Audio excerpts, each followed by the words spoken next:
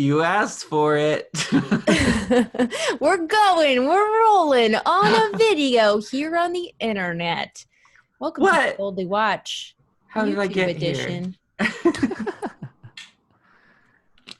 Testing, 1, 2, and 3. Audio's working great. Jake, I find your background to be very upsetting. I don't know if triggering is the right word, but I disagree with this choice.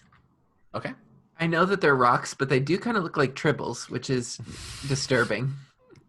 Which is, that's what Gina crafted on Q Times. Yeah. I watched. A tribble.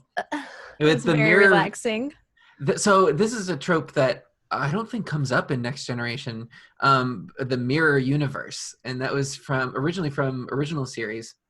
And the joke is that there's like an alternate universe where they're evil and they have goatees or mustaches, and that's like denoting that they're evil. Lore, kind of, yeah. Where the trope started? Mm-hmm. Yeah, for Star Trek. And so mirror universe, you for have everything. Like a goatee. Yeah. Or I don't know if it's that. But so Gina made the mirror universe tribbles in that she made a tribble with a tiny goatee on them, and that was the craft. That's perfect. There are nerd piled on nerd is always the best kind of nerd. Yeah, there are next gen comics that are mirror universe, and I think like Troi has like a crop top and like 10 abs. And Data is like ripped, and Picard, they're all ripped. So yeah, and like doesn't Riker have like an eye patch? Yeah. Yeah, I've seen those. I actually think I had some of them as a kid. I would like to have Mirror Universe crew, please. Mm-hmm. That's the bit too, is that Mirror Universe versions are the hot versions. I'm ready to record some audio when you all are. Yes. Oh, wow. Forgot we were recording. Just trying to mess with an app on my phone. Speeding. All right. Speeding. 1, 2, 3. Very nice. Thanks. And one. Every time? Will I do it every time? We'll never know. I guess my first question is for you. Have you ever wanted to make a tape for your own funeral? And if so, what would it be? What would you have on it? Mine would be a pre-recorded Twitch stream where I just like play Animal Crossing or something and be like, I guess I'm dead. We have to sit through 2.5 hours of you playing Animal Crossing and like having an okay day with turn-up return rates, you know? Yeah. And then at the end, you're like, well, thanks for watching, everybody. Xander signing off. Guess I'm gone. I guess mine would just be a rant for what Utopia would have been and how Earth failed me. Wow. Powerful stuff. Yeah, everybody thought I was really positive, but it's dark. Turns out. Yeah. I don't know. I don't know if I've had a fantasy about this, but I definitely want it to be smarmy in terms of the people that I still had ongoing disagreements with. It'll definitely be addressed at those people with like a well kind of energy. Uh-huh. You Petty thought you'd win this, Tift, but I died. Therefore, I had the last word. Exactly. You can retort all you want. I will not hear it. And I will die knowing I was right. Well, if you don't know what we're talking about the skin. Actually, it's just called Skin of Evil. A rescue operation to save the lives of a shuttle crew becomes complicated thanks to a malevolent entity, and one Enterprise D crew member pays the ultimate price in their rescue. Who's it going to be? I don't know. Look out for the trash bag and the bad makeup. Yeah, we'll have to wait. We'll have to wait a whole 12 minutes into the episode to find out, unfortunately. You know what scares me more than anything? An amorphous blob of a puddle of oil that moves around. Absolutely terrifying stuff. Worse than 1958's The Blob. Ooh, you happen to be an aficionado, or at least a member I of sure your family. am. No, I've got memorabilia. Right? Yeah, we call ourselves blob heads. Yeah, walk, don't run from your nearest theater, kids, because there's going to be some jelly oozing through the grates. This film was really the precursor for Skin of Evil, I think. Isn't that what blobheads yell at each other to identify each other, which is run, don't walk? You guys yell at each other across the street? Run, don't walk. We sure do. Yeah, that's right. You get Sticky fingers from all that jelly. Well, before we even get to the crazy blob monster, we start the episode with a couple of interesting scenes. The first of which is actually Tar and Worf talking about a martial arts tournament. Yar? Yar? Did you? We're thinking a lot about Tar. Yeah. Did you just call her name? Tar? I combined Tasha and Yar. No, that was intentional, sir. On this especially because episode? she's killed by Tar. Yes, Yeah. I think I just had Tar on the brain. Oh God, I spoiled it. We hadn't said who died yet. Again, you guys should be watching these episodes before listening to this podcast. Oh gosh, that's too much homework for the viewer. Yeah. It's our job to people just remember. Yeah. They're like, oh yeah, I remember this one. Okay, So- well now so you brought up Torf the and War- fact that Torf and War never make it Torf to and the War. martial arts competition. They never do their training sesh. She never gets to see if her special chokehold, oh God, But works Becca- on Worf. But Becca, what's important about that scene is that she realizes that she's appreciated and admired by other members of the crew. She's the top of the pool, and she was Stop, I'm surprised gonna and cry. flattered to hear that. And people can make money off of her. Don't forget. Or whatever She's it is. the optimal bet to place. Yeah. Wow, how probably did betting, this like- little bit of capitalism slip into our utopia society? What are they betting on in this It's pool? just like duty hours or something. Yeah, A it's holodeck reservations on the time. holodeck. Yeah, there you yeah. go. There you go. It's So counseling sessions with Troi or something. I felt like there was. Oh yeah, that's good. That's good Yeah. bartering material. Yeah. I felt like there was trying to be a flirtation in the script here between Yar and Worf, and then it fell flat. That was my interpretation. I saw it as camaraderie because there's a little bit of a passing of the torch to Worf that starts to happen here, and I think we'll maybe see it more later on in the series. But there's kind of like a we have the same vibe kind of thing, and they're trying to build There's not friendship room for because both of us. well, it's I think it's more of that they didn't really develop Worf's relationships with anybody yet, and so she's gonna have this scene at the end where she's talking to everybody and. Worf wouldn't really be included in that because Worf's hardly been developed to this point. And he's only had one solo story that really didn't have anything to do with anybody else. So they established this, which also further established Denise Crosby's character, Tasha Yar. I actually want to talk about a quick behind the scenes moment about this because this is Denise Crosby had expressed that if more scripts had provided the scenes like this, she would have been interested in staying. The reason that she wanted to leave was because she felt Yar wasn't being developed as a character in an interesting way. And she had other opportunities, like movie, I heard, or something I don't that. know the extent of like what was being offered to her, but leaving like a series is kind of a weird choice. But also this whole show was an experiment. This is just a show where they designed it for syndication as opposed to just network broadcast. So there was a whole nother I don't know. It's a whole nother business consideration, I think, for everybody involved. Regardless, this is a scene that Denise Crosby was like, oh, this is what I want to be able to do. In fact, she even said later about this whole script that if more episodes for her had been like this, she would have stayed on. Yeah. And then she realized she made the worst decision of her career. Well, yeah. Really flushed it. Yeah, that's an interesting choice. Ooh. So we'll see how this develops. But in the plot of the actual show, we find out that shuttlecraft number 13 has spiraled out of control, which has Deanna Troi on board. As a matter of fact, Do we ever find out? I don't believe we do. Why precious Counselor Troi would ever be allowed to leave the ship on this transport? Also, she wasn't in the last episode and hasn't been in a couple. Did they just not want to pay her rate? Is she charging too much? Two answers to that. Deanna Troi was actually not in a lot of episodes in the first season, which was a problem for what's the actress's name? Marina Sirtis. Marina Sirtis or Sirtis? Sirtis, yes. Never trust that I know all the consonants. It's Marina Sirtis and Brent Spiner. I don't know anyone named Brent, so I just go to the closest name of someone I know. And I'm ready to say Andy Serkis half the time, too. That's correct. That's where that came from. Miss Sirtis, she had an issue with that because she wasn't in it. And she actually thought she was going to get cut out of the series. But they actually mention Picard mentions it, I think, in the captain's log that she was off at a counseling conference or something similar to that. Yeah. So this is the beginning of those sort of baked in excuses, but it is established that both like Crusher or any other member of high ranking member would go to conferences or talks or even give lectures or talks. So the idea was that people are constantly coming and going, which is their excuse of like, why wasn't this person there in this emergency? Oh, they were at a conference. And poor Ben Preto, the pilot, yeah, the also red Ben. shirt. hardly gets any lines. So that we have, did he have it? Oh yeah, he had a few voiceover lines. That's true. But who actually got a weird amount of lines was Lieutenant Commander Leland T. Lynch. They're having a hard time finding a chief engineer.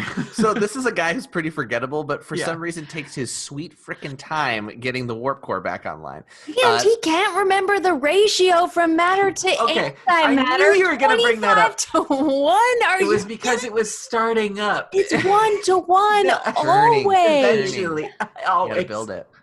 We've established this with Wesley.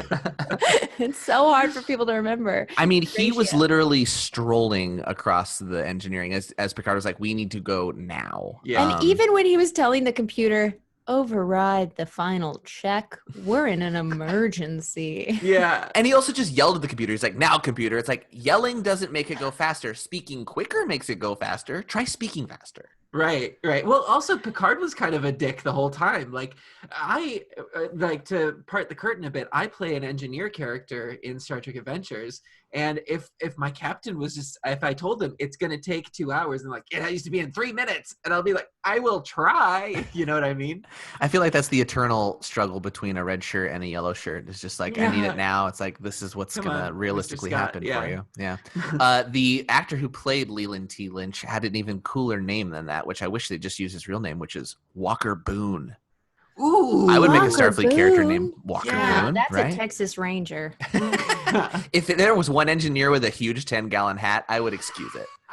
If that was the one anachronism they allowed, like the Yankees cap, I would be cool. Oh yeah, it's a cultural touchstone.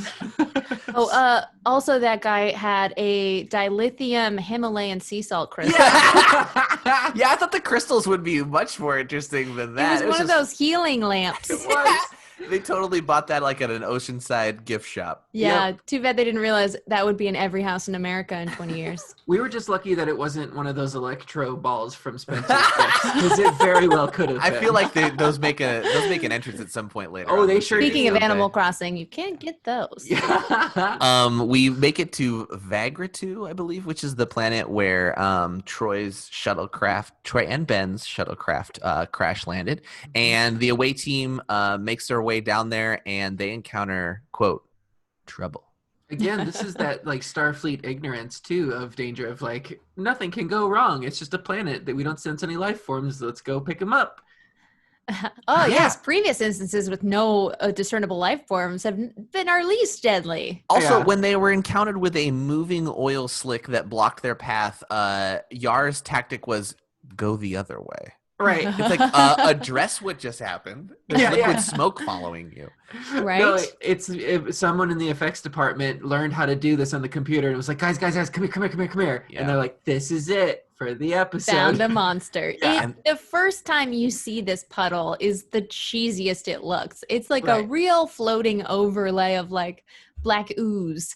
But I thought when the humanoid shape like formed out of it, that was pretty cool. Like in high def, it still looks a little like a trash bag covered in tar. But like, I thought the actual coming out of the fluid was pretty sweet. Yeah, and then there's the unceremonious Lieutenant Tarring. That's pretty good. Did you have that prepared? No, I didn't write that one down. Thank you. No. Point. I'll take a point. It's bad. It just, let me kill you with my wind. Yeah, well, and the thing is, it's not necessarily that death. It's the little splotch of makeup that they put on after. Crayola red marker that's just a like with clean lines, globules of like, here's a little spore, but in red, and we'll draw it on the cheek. There was not any sort of liquid fake blood. It was just a splotch on her face. I bet so bad. Now that you mentioned that, I bet some makeup artist came up with some sort of makeup that was like the network's like, let's make it cartoony. This is for kids. Like she's dying, but let's tone down like the gore. And make they almost didn't need to do blood at all because I didn't even see her like scrape her face when she fell, which by the way, that was a great stunt job. That was like a forward flip where she practically landed on her neck. Yeah. That was brutal. Yeah. Or the other thing do we know if a stunt double did that? I think it was. I looked carefully, but I mean, I don't know what Denise, I'm sure they all had stunt doubles. Yeah, well, especially security. Notably, Riker was the one who did go into the river, though. Oof. I know, right? But wait, we got to get to that. But we got to talk about how this felt like they were just passing over it. Like, she's dead. There's nothing we can do. Yeah. Keith McFadden was the only one that took the scene seriously because that blob on the cheek sure didn't. So there was a little bit of debate about like how we should, or how Yar should be written off the show. I think Crosby once said that Roddenberry felt the strongest way to go would to have her be killed. It'd be shocking and dramatic, and they wanted to do it that way. But like there was a lot of debate within the writers' room about how to do it. I'm not sure if they wanted it to be quick because they did want to avoid the sentimentality of it and still get to the episode. But I mean, they did all the sentimentality stuff at the end too, so which I appreciated. That was actually an excellent part. Yes, I thought so too. Excited to get to talking about that part. Yeah. But this was controversial across the board. You know what? We can't. They sit in the conference room for 10 seconds and start yelling like, "Now it wasn't her fault." Somebody thought it was her fault, and then Captain does a tippy tap on the table with the finger. Order. Which was the best way of tapping the wine glass at the wedding to get everyone's attention. It's like the cutest little order, and he was like, "We can't deal with this." Yeah. Well, the people on that planet.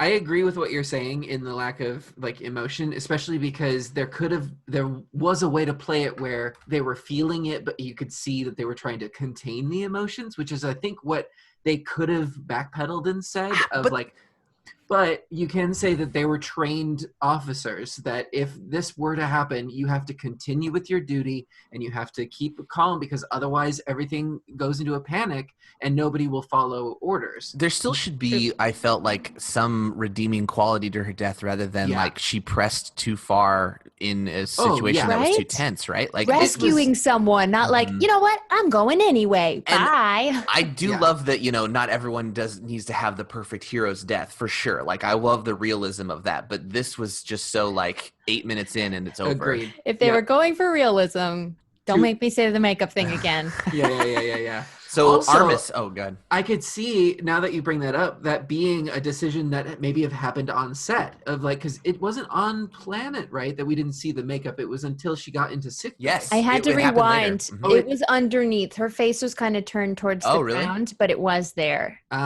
Because otherwise I would say that maybe she's in sick bay and a director or a PA was like, hey, we should get some makeup on there. An interesting thing about sick bay was they used a lot of the camera work without the still cams, without tripods and stuff. And so I also suddenly liked the nurse and the other like workers because they had some age differences and gender differences in med staff, which was nice. Became a brief medical drama there for a second, but it was still a little stuck in the Star Trek trope of like, do this, change the number, now do it again. And they just kept switching between nurse, Yar, doctor, nurse, Yar, doctor. And they're like, well, she's dead. It doesn't have the same effect as like the paddles and trying to keep like, wake up, damn it. But it's so less dramatic when she just kind of jerks and there's just a couple of wires near her head, unfortunately. But they did a good job with the tension of it. I was still on board. I kind of the whole time was regretting like letting Becca know like that kind of happened, that Yar was going to leave. And though I assumed you kind of did know we were going to lose her, or did you not? I'm glad that I didn't know. You guys told me. I saw some articles while looking stuff up for other episodes. It was like, I can't believe Yar dies soon. Yeah, I knew it'd get spoiled for you. I just didn't know how. Yeah, but I'm glad that I didn't know that this would be the episode. Okay, so it was a surprise for you when it happened. Yes. Okay. But it was also like, oh, now it's happening, isn't it? But were you like, what the fuck? That's how it goes? Yes, 100%. Yeah. It was real stupid. This nihilist blob is the one that takes her out. And it really is, it's an interesting philosophical, like, is there pure evil in the world? Right. Is there just the absence of caring? I mean, personally, I think no. I think actions can be evil. I don't know if people can be, so much as they're like warped or like mentally deluded or indoctrinated into an evil belief. But like, I'm sorry, are you aware of the Senate Majority Leader? I am. I think he's interesting. Okay, he's blinded by his own corruption. But that's another podcast coming out next week. The thing is that this I was so concerned about why he was this way. I get he was abandoned, which we learned later and stuff, and he's angry about that. But his his vitriol and actually Data even says it, his sadism is such a strange byproduct of his isolation, and I don't quite understand it. Well, it's because he is the diluted sloughing off of everyone else's evil, which was like stars or something. I don't know, some sort of deity, but he was everything that creatures whose beauty dazzles all who see them had left behind. And I was wondering what the meaning was. Like we should be aware of our own most evil intentions so that we can coddle them. I think you're giving it more thought than they did, honestly. Yeah. Well, I mean, so to your point, Jake, whether you believe you can distill the essence of evil or not, this works in a way, because if you believe it, yes, this is a puddle of evil and evil intentions. If you don't, well, what did they leave behind then? Is it unessence? Is it a piece of the species? Is it something that they physically removed that then became a puddle? Is this one instance? I leak evil like usually early in the morning a little bit, but it's not a puddle. It's like a couple drops, and it's in the corner of the bedroom. And you keep it in a jar to throw splash on enemies. So there is something interesting here. Wait, what do you do with yours? Yeah. I recycle it. Yeah. It goes in compost. Drink it? Oh, okay. No. Oh. And then to show, don't drink your own evil. Don't drink that. And again, it's giving it more credit, because I think if they hadn't used those particular practical effects and had tied in the death into it, there could have been some real interesting conversations that were had here with an entity that represents something that a civilization left behind or thought, this is what's holding us back. Let's cut it out and leave it on this planet. Who knows? Yeah. Seems like they were right. I mean, it's real shiny, whatever went on without it. Also found the specific notes that I took at the moment of Yar's death, which is, oh my God, you're effing kidding me. Is this it? All caps. This is all caps. I was wondering. He's actually effing dead. Yeah. So many question marks and exclamation points. Yeah. So that's the right feeling. Lackluster. I had known this was happening. I kind of remembered the episode, but I just forgot how brief it all was. Yeah. So fast. So yeah. sudden. Also, Welp, one last female on the bridge. Yep. For now, that's true. Armis, which we learn is the creature's name. Which is the goofiest name for the embodiment of all evil. Yeah. I know, it kind of feels like Arthur Call or something me Armis. that. He taunts Troi, and she pretty much tries to understand what he is, but he's not given out too much. He just clearly loves making people uncomfortable and frustrated, actually, is the very specific emotion he mentions. Yeah, or entertained. Entertain me, he says at one point. Troi is the most incredible counselor of all time. I mean, she coaxed the feelings out of a puddle of evil. I love the scenes with Troi in this one, and especially because she's not acting off of anybody. She's doing that with someone reading the lines off camera and killing it. She's did a great job with these. But yes, to in character have a counselor that could do that, I think is just proving the point of why the counselor is so valuable on the starship and at like ambassadorial or tension diffusing situations. Absolutely. Marina Sirtis actually felt she did some of her best work in this episode, citing it as one of the 2 episodes from the first season she fondly recalls, the other being Haven, which is, I think, that one where she was betrothed, right? Is that Haven? No, Haven is Eden. Edo, the planet where Wesley almost gets killed. Oh my gosh, really? That one? Yeah. Hey, you who like knows? what you like. I remember her in that. But I thought she was great here too. Yeah. I definitely teared up when she's really trying to dig into what this being is and acknowledging what it feels. And the moment where she says that she knows that Yar is dead because she felt her death. Oof, heavy. So back on the Enterprise, the crew decides they need to make a rescue plan. Worf is asked to step up, which is kind of what we were alluding to earlier, is he's going to kind of take over the tactical station. And he says, I'm going to stay on board because I'm more effective up here. Yeah, sorry.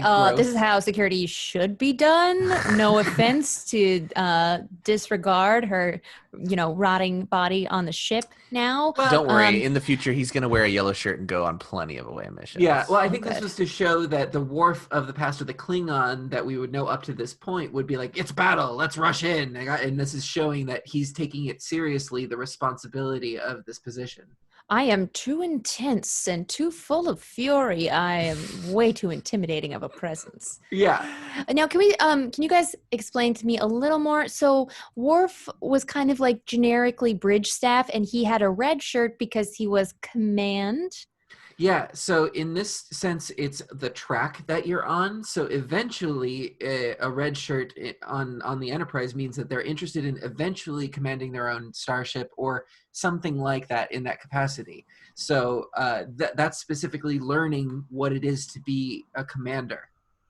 Yep. I think that they just rerouted how Worf's character was once Yar got written off and realized that he could be the security aspect that they needed to fulfill, I suppose. I'm not even sure if they necessarily were writing so much that he wears the red shirt for command. It might have also been like Data, another makeup choice, given the balance of colors in blocking on the ship, because Yar's back there already with a yellow. And I feel like it might be a balance. You know, you also notice that, generally speaking, Geordi was wearing red. Actually, he wore it all this season, but like he's always next to Data, who's wearing yellow, so it's like a little bit of color separation. Exactly. That's exactly my guess, a little bit.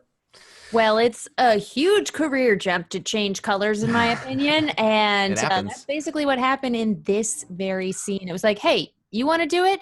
Oh, you mean derail my entire trajectory? Well, actually, it's not that uncommon in the reverse. Most of the time, people will come up in the sciences or in engineering or whatever, and then be on a ship long enough that they're like, I could do command. And so they'll go through the training program and then switch to red.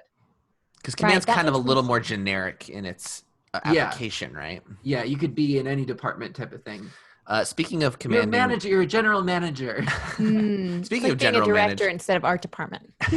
Speaking of assistant general managers, Riker goes down onto the surface, and he plays a clever little game with Armis when he says to... Let's see. When Armis says to him, she said you'd be back. He said, oh, then she's alive. And then Armis is quiet, and I'm just like, he's like, damn it. Yeah. I can't stand this scratchy, deep inhale voice. It's called evil voice. Yeah, it was a default evil voice 001. Hurts my ears.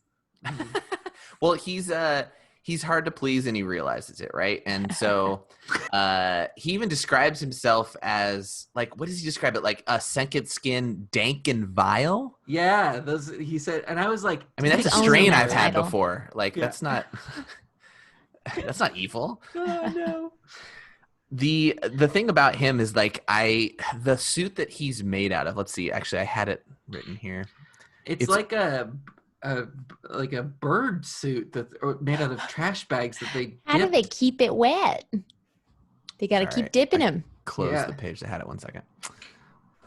Jake, your notes are the most important thing. The black slime was actually a mixture of Metamucil and printer's ink. No! That doesn't sound healthy. Are you kidding me? No. So it was a combination of printer's ink and water-soluble gel. They don't know what else is in it, but it caused the glue in the costume, which is very strong shoe glue, to undo itself. So the costume fell apart every day, and they needed to make a new one each shooting day. Oh my God. They dipped people in that. Yeah. Like, it was in his eyes. So when Riker was sucked Printer's ink? Jonathan Frakes did that scene himself, and when he got out, there's a note that says LeVar Burton went up to him and said, Frakes, I never would have done that. And Frakes said, I suffered physically like a fool for that, and I should not have gone in a fucking Metamucil shit. That was absurd. Oh my God. I had no idea. You'd think that there would be some sort of standards and practices for effects and... Yeah, I don't know. Good that LeVar has those standards for himself. And Frakes, wow. Wow. I was like, that scene where Frakes gets dragged in, he's like, Data, something's got me. That was freaky. Data's the one who he calls out for in his moment of need, his true love. That's his confession right there, I think. Riker horny on main? Horny on main? I think if I'm going to die, I might call it for Data too, because there's a good chance statistically he's going to be the one to save you. Right. Also, well, he is fully functional. He's fully functional and very strong. I agree. Very scary. The Han Solo face where I guess it was Frakes' real face, fully covered in like a trash bag covered in Metamucil. I don't know if it was a model or like a mask or something they did for that. It doesn't look, I don't know if that was a real human or anything like that, but it was so cool. A cast. Yeah. That was an amazing shot though.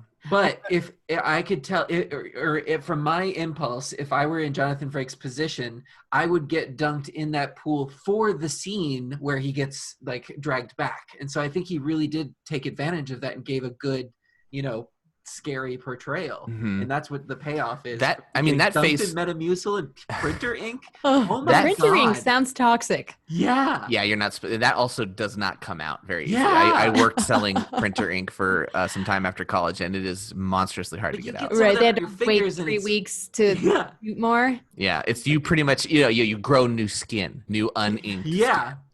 Awful. Well, maybe the Metamucil has some oil property that carries it away. But why and didn't Yar better in the 90s? Sorry. Anyway, I thought it looked very scary and cool when they did that effect with the mold or whatever, and his face coming up out of the black. That would give me nightmares. Yeah. If I was a kid. But why didn't Yar get a little bit of that special effect for her death scene? Yeah. Just a red splotch. That also might have been even more traumatic to see a loved character die that way. Yeah. And see a little bit of their corpse pop up. That might be a little much. I'm not sure, but I get you. It should be more. It should be ceremonial more regardless. I agree. Yeah. With you. So let's see. There's a fine line between gory and ceremonial. Yeah. You just got to write it. That's a Star Trek lesson. It turns out splotch on face. Perfect answer. I have a question. Here's where I get really mad in the episode. Where? You know what? When you're first gets sucked into a pile of goo that's already killed your chief security officer, you know what I'm going to do? How about as the captain, I just beam the fuck down to that planet. How about that? Let's just throw everybody into this pile of Metamucil. I feel like it's a secret, like Picard's like, well, Riker's not here to tell me no, so I'm going to do it. Yeah. Who's going to tell me no? The counselor is gone, the doctor's on the planet, and your second in command is gone. What is Worf? The away team just mutters under the breath. Oh, great. Worf just got promoted. He's not going to say shit. Do you think that Troi, when she was showing her distress and getting incredibly overwhelmed with the emotion of it when she was talking to Armis, do you think she was distracting him? No, I think she was connecting to Riker, who was inside of him, because she called out Imzadi and Right, and I think that was all real. But I was watching it, and I as much as I think that was a true displaying of that emotion, I was like, now there's also the other element here that she knows that the energy level thing, right, that's being dropped. So is there an option where she's actually embellishing this, or at least trying to play the negotiator a little bit? And she didn't know about the energy level at that point. Didn't they tell her? No, Picard negotiates to go in to tell her. Right. Okay, great. Okay. Now, around this time, we get a reference to the Wizard of Oz again. He keeps calling Data Tin Man. It's like, weird. This blob, watch Wizard of Oz. And also, as soon as Picard beams down, he's like, you're in charge. What? It turns out their Brita filter for evil got the Wizard of Oz kind of caught in there. And so that was a mistake. Wizard of Oz is truly evil, I guess, is what this means. Or on purpose. Or you just picked a random element from the periodic table and landed on tin. And I'm surprised Data didn't correct him. I'm actually made of a poly. Yeah. It was a bad writer. That's what it was, everyone. That's the thing. This villain feels less like a malevolent spirit and more like a bully, like a petulant bully from a children's show who just wants to delight in people's discomfort. That's what it is, though. He even but to the point to where it's not even there's little nuance to it. He literally even says constantly, "You don't like that, do you?" Because they're writing to the lowest common denominator of an audience. The nuance I thought. Wait, what? What do you mean? I think that they're not us, but kids. That's why Wesley's even there. The network is concerned about kids being able to watch this and get interested and get the lessons. So I can see why they would want to dumb it down and have to repeat, but they've also had such incredible levels of nuance. I mean, not incredible levels yet because we're still in season 1, but they've had so much more nuance in earlier episodes. You're right. It's wrong. It's bad, and they did a bad job, and they should feel bad. But I think that's what I said. Okay, as long as they feel bad. Yeah, but I think that's what they were going for. Is we have to make sure that everyone can understand what's going on in a broken way. Mm-hmm. There's a really, really excellent scene here, though, which is when the phaser is being pointed at different people by Data's hand. Yes. And the blob asks Data, how would you feel if you killed your captain? How would you feel if you killed your doctor? And Data's like, no, bro, no remorse, because I know I don't have control over this phaser in my hand. You do. And that was a really interesting scene. And the doctor plays it cool as well when she is asked, what does it feel like to contemplate your own death? Who would you wish to die of these people? And she's like, me. Yeah. Oh, you're not afraid? I am afraid. Yeah. Oh, show me you're afraid. No. Yeah. Baller. So good. Performance from everybody. I loved that scene. Yeah. Yeah. It Upholding sucks those because traditions. this, for me, looking at Next Generation in general, this stands out as kind of like a crappy episode because of the things that happen in it and like how bad that monster was, but there are little gems like that in this that, it was almost the actor's send off to Denise. It really was. Yeah. I didn't think it was a bad episode at all. I think that a nihilistic monster is the scariest kind of monster, even though the graphics element of it, which is budget too, and like the time. But I thought that this monster was especially scary because there's so little relating to it. There's no healing it. Yeah, this is I think what they were going for with the Q character of like, this is the humanity put to the test, but it's in the real situation. We've got the phaser in hand, life and death. You still make those choices because that's what humanity is. Yeah, honestly, I prefer this episode to a Q episode. Yeah. So Picard pretty much tricks the creature into getting so angry that its energy levels get low enough that they can beam everybody off the planet's surface. And then I didn't remember this ending. I'm so surprised. They just leave him there. Yep. So, and they just like, don't go to this planet. Yep. See ya. Yeah, I was wondering if Starfleet has some sort of protocol for like, no one go here. It's like real bad. And they do. Yeah, they define it as off limits. Yeah, you're not supposed to go there. It's definitely like a source of adventure for future starships to go like crash land on, right? That's what it is. Yeah. It's like Jumanji. Don't listen to the drums and run. Yeah, but eventually they might be able to take the records of what happened there and go back with a team of specialists and address it. A nihilist specialists. Yeah. Nihilologists. Spray it with anti-mucinex matter. And what was the material? Metamucil. Either one. But then we go to the Windows 98 background for Yar's funeral. Yeah. You can tell it's a blue screen because Crusher has to change to a green uniform. Oh, good. Well, catch. they adjust the chroma of it so it looks more like turquoise type of thing. In fact, a little behind the scenes on this, the cast was a little emotional about this scene in general because of how it was shot, and also that it was Denise Crosby's. It wasn't the last episode she shot, but it was like her departure. They had to still keep the rest of the episode. They had to film more of the episode after this scene. So Jonathan Frakes mentioned that when they got on set, Patrick Stewart started singing "The Hills Are Alive" while spinning around up on against the sky. That's a good way to break the levity a little bit. Yeah, I love it. Especially coming from Patrick Stewart, who was known to be sort of like the crackdown, the principal. Set. Yeah, I agree, Becca. I thought this scene was great. What did you love about it? It just was beautifully done. I have expressed my feelings about the character of Yar in the past, but I thought it was so beautiful. For each person that Yar addressed in her self-eulogy, she had something very insightful to say about the character, or they gave her that. And I was kind of like, okay, well, what does she have to say about this person? They didn't have a relationship. And then it was like, oh yeah, well, there was that scene where we saw that play out. That's very honest and insightful. And oh my God, I can't mess my makeup up because I'll just weep audibly and not let the tears fall.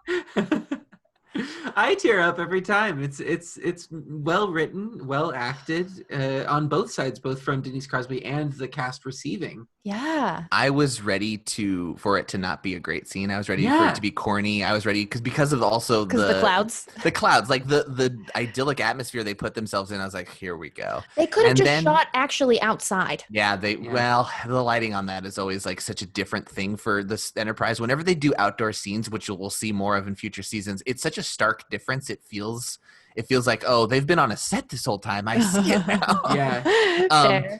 But I was ready for it to be, a little bit corny or like as shoddily written as some of the previous dialogue in the episode. But then Becca, I completely agree with you. She has like the best monologue of the first season, I think. Like also like some of the best lines in terms of relationships and like appreciation. I didn't get teary until the closing line where I kind of lost it. With the hailing frequencies hailing are closed. Frequencies closed, sir. I was like, oh. I literally said it loud. I was like, oh, you got me. Yeah, because you could tell that's probably the line that she had said the most in her whole run. Yeah, like, hailing frequencies open, hailing frequencies closed. So good. And then of course the French from Picard, saved for rare circumstances, seeing a beautiful woman on a holodeck or right now saying au revoir to his friend. Yeah, well, and I think that Yar got to be the lens of which the writers got to crystallize the characters for us. Wow, we got to see what they were trying to say with each one directly from, these are the defining points of this character. This is where they came for the season. Let's see where they go for the future. And never hit on the head too hard. It was like, oh, wow, that is what that character means to me. Well done, Yar. Yeah. Except for the father scene, which got a little complicated in one episode. She says that Picard is the father she never had, except she never had a father. So she doesn't know, just the person she wants to be proud of her. And it was like, hold on, there was that one scene where you guys got real close and she goes, if you weren't the captain. Aside from my daddy? Like, I don't know what that was. Yeah, daddy stuff got weird. It's weird. The tears cried by Marina Sirtis during the scene were real because she and Denise Crowley has become particularly close friends while working, and she was upset that she was leaving the show. She said later that as it was one of the most moving things we ever shot. Jonathan Frakes and her were standing together, and she was sobbing, and she got sobbing to the point to where Jonathan Frakes got teary-eyed, and then everybody, I think, it kind of like spread from there. Yeah, Frakes put his arm around Circus in a way that was like, wow, Circus. I'm not used to certainly Circus. The sitcom on NBC. Certainly Certus is standing beside Frakes. And it was just like a real moment between those two characters where they look like, modern day buddy people, not Starfleet officers. Because it's like, whoa, can you put your arm around her? But it was a sweet moment where I was like, oh, their connection's very real. Yeah. They really care about Yar here. I know at the beginning of this episode we said we were gonna like maybe develop our own funeral tapes, but I did write a little message based on Yar's speech for you two in case I should perish. Do you guys want to hear it? Okay. Yes, please. Yeah. Hello, my friends. You're now hearing this recording. Wait, start the hologram over. Sorry, technical difficulties. Start it over. Sorry, and make sure its eye line is looking at me when he talks to me, because it's going to feel weird. Where should I stand? Who's watched the tape in advance? I gotta put the text already. way up to the top of the screen. I'm sorry. Okay, anyway. Okay. Hello, my friends. You're now hearing this recording of me because I have died. It probably happened while I was on duty editing the To Boldly Watch podcast. And it probably happened quickly, as my mother foretold to me when I was 8. Never forget, I died doing exactly what I chose.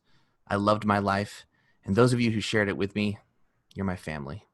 You all know what I came from and what I was like before, but Good Time Society took that frightened, angry boy and tempered him. I've been blessed with your friendship and your love. Becca Scott, you're the best. You trusted me and encouraged me, and most of all, you made me laugh. Haha. I'm just Xander, like Worf. You are capable of so much love. You taught me without ever having to say a word. I realized I could be feminine without losing anything. Becca. Xander Circus. We are so much alike, you and I. Both gamers, theater nerds who found ourselves this family. I hope I meet death with eyes wide open, just like I did when I lose games to you. Xander, your fierce devotion comes within and cannot be diminished. From you, I have learned to strive for excellence no matter the personal cost, whatever that means. You know what that means. I know what you did. No. Oshi, I'm sorry I won't be able to see you grow into the exceptional, well-behaved dog that you're destined to become, but your kindness and fake innocence are ageless. My friend Becca, you see things with the wonder of a child, and that makes you more childish than any of us. Xander, I wish I could say that you've been like a father to me, but I know you just make daddy jokes the whole time. If there's someone I want you to be proud of, if there's someone I want to be proud of me, it's you. You, who have the heart of the explorer and the soul of a poet. I think you'll both understand when I say death is that state in which one exists only in the memory of others, which is why it is not an end. No goodbyes, just good times. I think he ripped that whole thing off from Star Trek. I don't even care. This is so perfect. There's only one thing I could say in response to it. The gathering is concluded. Concluded. The gathering is colluded? Chat, Xander. The gathering is concluded. I did not know we were doing it then. It's a good ending. Jake, that was great. That was nice. That was awesome. I mean, half of it is from that monologue. But Yeah. Oh, I thought you were going to say, okay. I have only one thing to say in response to that. Yes, I did kill Jake. For my childish curiosity. I shoved him into the pit of Okay, I know we're done, but just one more thing. Data at the end. Data at the end saying the purpose of this gathering confuses me. My thoughts are not for her, but for myself. How empty it will be without her presence. Did I miss something? Prepare to this is the tip of the iceberg of confusion between the relationship between Data and Yar, which will continue for some reason. He doesn't get over his ex for quite some time. Okay. Well, I'm talking about the meaning of death. Oh, right. Very good. But like he says, this is for the survivors, right? This is for the people that are here. It's not about necessarily her. So it's about his contemplation of that. And we'll see how it comes back. God, it's hard. Okay. Well, you know what? To this I say, the gathering is concluded. Well done, team.